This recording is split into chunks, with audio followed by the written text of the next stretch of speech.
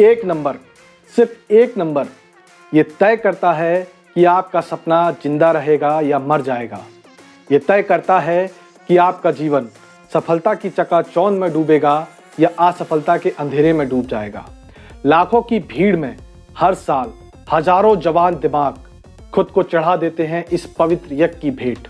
लेकिन क्या आप जानते हैं, इस यज्ञ की आग में किताबें नहीं जलती, जलते हैं जीवन, जलते हैं सपने, जल जाती हैं आत्माएं। ये है यूपीएससी की वो क्रू सच्चाई, वो डार्क रियलिटी जिसे देखकर आपकी रूह कांप उठेगी। ये सिर्फ एक परीक्षा नहीं, ये एक खूनी रणभूमि है जहां जीतता वो है जो न सिर्फ पढ़ सकता है बल्कि जिसका दिमाग, दिल और पटुआ तीनों इस निर्मम मशीन को झेल सकते हैं। आज बिना पर्दा डाले, बिना चापलूसी किए देखेंगे यूपीएससी के उस अंधेरे कोने को जहां रोशनी कभी नहीं पहुंचती। नमस्ते दोस्तों, मैं नीतेश सिंह सिकरवार आपका स्वागत करता हूं डिजिटल संवाद चैनल पर। और आज हम बात करने जा रहे हैं भारत की सबसे प्रतिष्ठित मानी जाने वाली परीक्षा यूपीएससी सीएससी यानी सिविल सर्विसेज एग्जाम की, उस क्रूर और अक्सर अनदेखे पहलू के बारे में जिसे डार्क रियलिटी कहना भी कम होगा। ये वीडियो किसी को हतोत्साहित करने के लिए नहीं है, बल्कि उस कड़वे सच को उजागर करने के लिए है जिसका सामना हर साल लाखों आंखों में सपना लिए युवा करते हैं। क्योंकि सच्ची तैयारी तभी शुरू होती है जब आप दुश्मन को उसकी पूरी क्रूरता के साथ जानते हैं।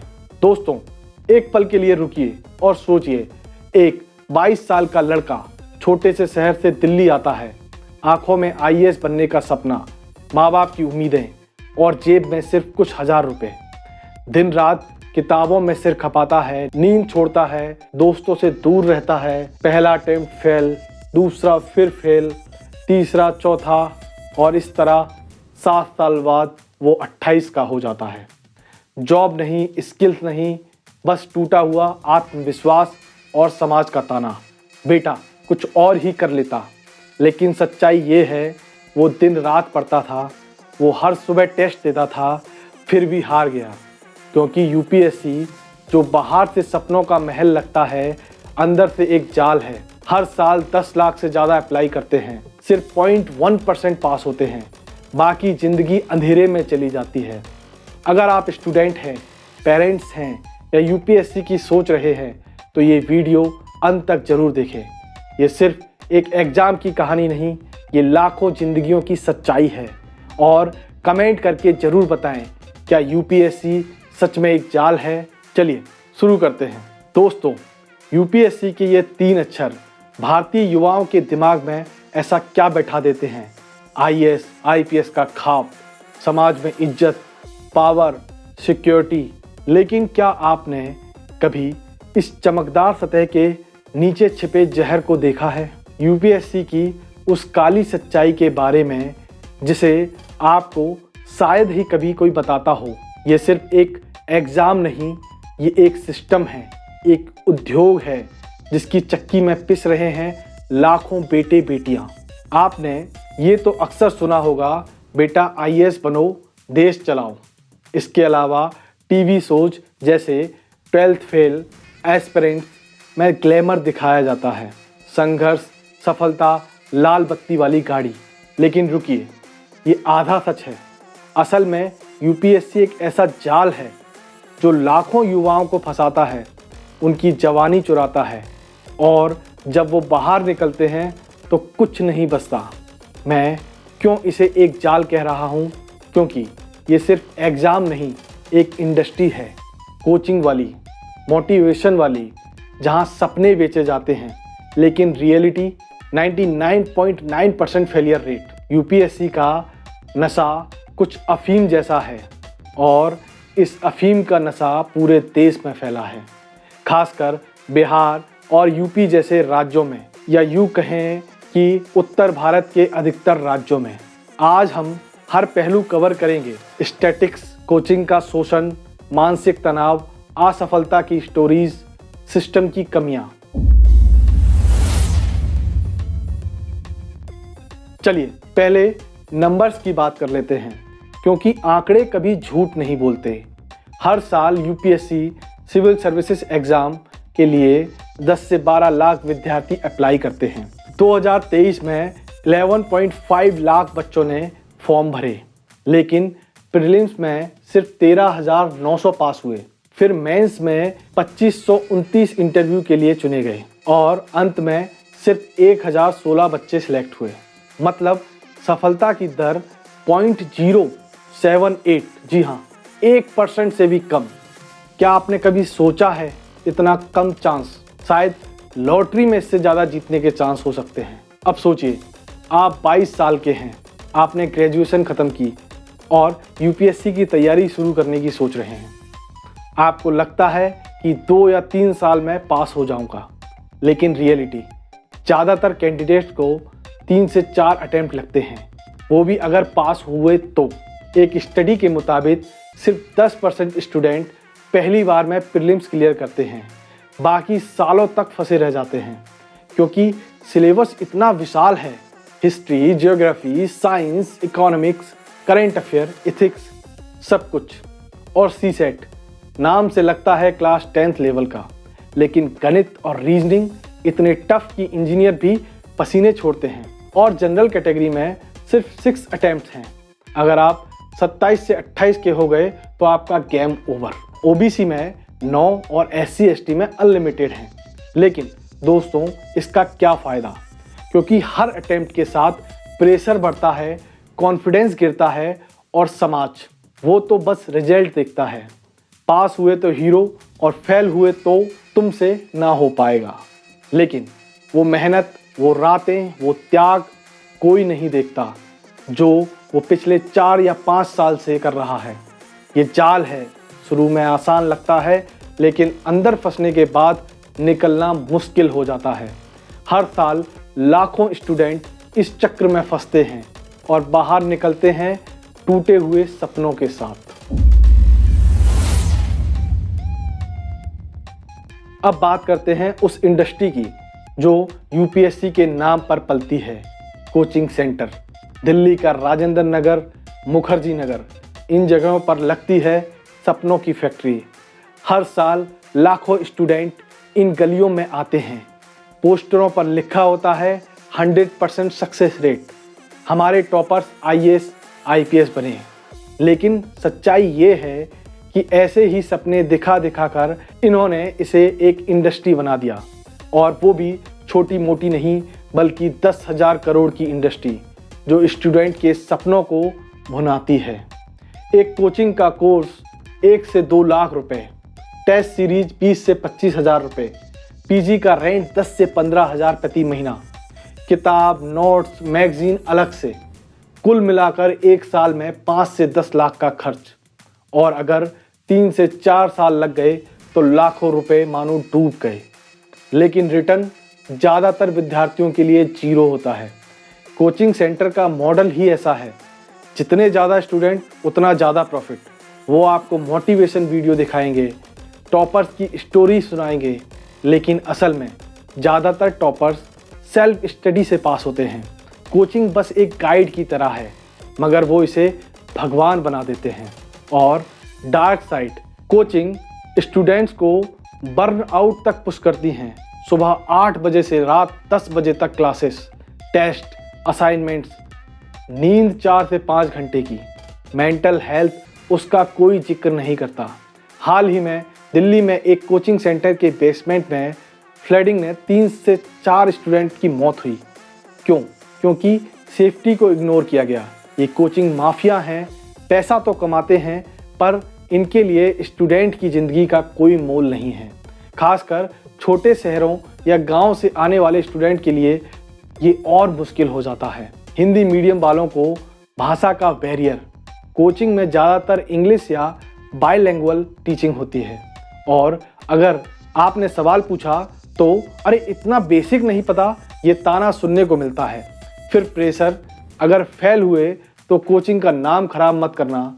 ये जाल है, आपको फंसाते हैं, पैसे निकालते हैं और फेल होने पर सारा दोष आप पर रख दिया जाता है। यूपीएससी की तैयारी एक मैराथन है, लेकिन बिना फिनिश लाइन के हर दिन एक नया टारगेट, 10 घंटे पढ़ाई, 50 पेज नोट्स, 100 MCQs और प्रेशर वो अलग से।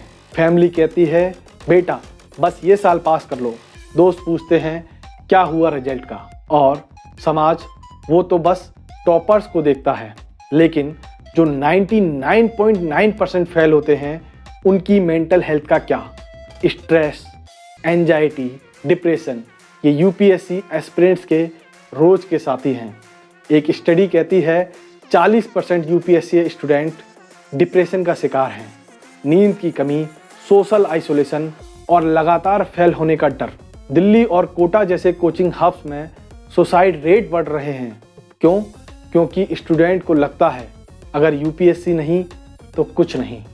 सोचिए, आप 4 साल से पढ़ रहे हैं, हर अटेम्प्ट में प्री, मेंस और इंटरव्यू में फेल, हर बार 2 से 3 मार्क्स से मिस कर रहे हैं और हर फेलियर के साथ कॉन्फिडेंस गिरता जाता है। फैमिली का प्रेशर बढ़ता जाता है। ये प्रेशर स्टूडेंट को अंदर से तोड़ देता है और कोचिंग वो कहेंगी तुमने मेहनत कम की, लेकिन सच्चाई आपने अपनी ज़िंदगी का हर फल उस एग्ज़ाम को दे दिया। और सोशल मीडिया वो और जहर घोलता है। टॉपर की स्टोरीज़, उनके इंटरव्यूज़, उनकी गाड़ियाँ, ये सब देखकर लगता है कि मुझ में ही कोई कमी रह गई, लेकिन रियलिटी ये है कि टॉपर्स की कहानी 1% है, बाकी 99% की कहानी कोई नहीं सुनता। ये जाल है जो आपको मेंटल तौर पर खोखला कर देता है और बाहर निकलने का रास्ता नहीं दिखाई देता। अब बात उन 99% लोगों की जो यूपीएससी पास नहीं कर पाते। 4 से 5 साल की तैयारी, लाखों खर्च, दिन रात की मेहनत और फिर फेल। अब क्या? प्राइवेट जॉब में जाओ तो कहते हैं आप ओवर एज हैं। स्किल्स वो तो कुछ है ही नहीं, क्योंकि आपने तो सिर्फ यूपीएससी पढ़ा, उसके अलावा कुछ और नहीं सोचा। रेज्यूम में गैप कोई वर्क एक्सपीरियंस नहीं है। और समाज वो ताने मारता है कितने साल बर्बाद किए और पैसों में आग लगा दी। ज़्यादातर स्टूडेंट 25 से 30 की उम्र में खुद को रोड पर पाते हैं। कोई इनकम नहीं, कॉन्फिडेंस जीरो, भविष्य अनसर्टेन। कुछ स्टेट पीसीएस और बैंकिंग की तरफ जाते हैं, लेकिन वहाँ भी कंपटीशन कम नहीं है। और जो गांव से आए हैं उनके लिए तो और मुश्किल है। माँ बाप ने खेत बेचकर लोन लेकर पैसे दिए और रिजल्ट के नाम पर शून्य। कुछ स्टूडेंट डिप्रेशन में चले जाते हैं, कुछ सुसाइड तक सोचते हैं। दिल्ली और कोटा में हर साल ऐसी खबरें आती हैं। क्यों? क्योंकि यूपीएससी ने उनके आत्मविश्वास को तोड़ दिया और समाज का प्रेशर, तूने तो बस मज़े किए, पढ़ा ही नहीं।